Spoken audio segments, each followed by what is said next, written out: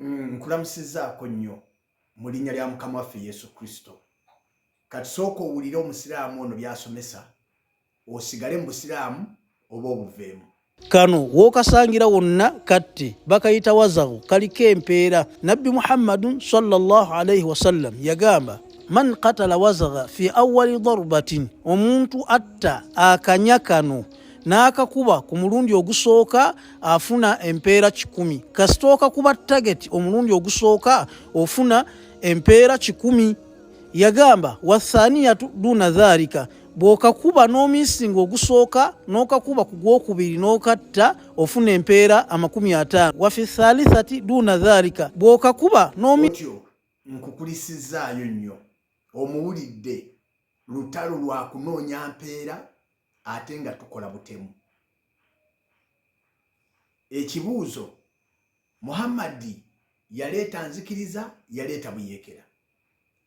Ekisookera ddala, nze ntunuulidde okusinga ku musiraamu by'asomesa nga Muhammadi wano yali ayigiriza basajja kye bayita target, ng'abayigiririza kawuka nti bw'okakuba olukubo olusooka ofuna empeera nnyingi.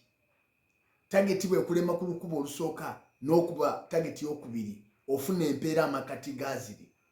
Bw'ofuna ku target y'okusatu era ofuna empeera entonotono. Ekyo kyonna ng'akola ki? Yali abatendeka butujju. Era y'ensonga lwaki bwe baamalirizaawo n'alyoka abagamba nti kaakati ate bw'omala notta omukaafiiri ate gwe kati gw'osukkuluma, mujja n'abagenda kuwa abakazi ab'amaaso agendeke, ab'obubi n'obunene, nga bw'awanda ku nsi, ensi ejjula kalifuuwa.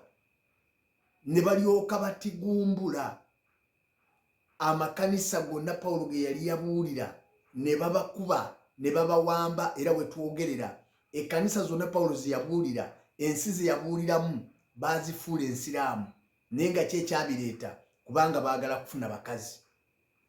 Naye Bayibuli esomesa mu kitabo ky'Engero essula 12:10, Bayibuli egamba bw'eti, omuntu omutuukirivu alowooza obulamu bw'ensolo, naye okusaasira kw'ababi bukambwe. Omuntu omutuukirivu alowooza obulamu bw'ensolo, naye okusaasira kw'ababi bukambwe.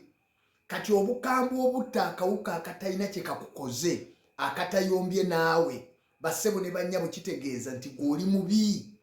Ekyo kye kimu ku biraga nti oli mubi nnyo. Teweetaaga kusemberera, teweetaaga kubana mu bantu, kati gw'oba mubi nnyo. Naye njagala kubategeeza bassebo ne bannyabo, ekimu ku byaleeta Yesu Kristo, yajja ababi bafuuke abatuufu, yajja kuyamba aboonoonyi bafuuke abatuukirivu. Leero osobola okudduka mu kidiini ekyo n'oyingira mu Yesu Kristo, n'akuwa omutima omulungi, n'ajjamu munda mu gwo omutima ogw'ejjinja, n'assaamu omutima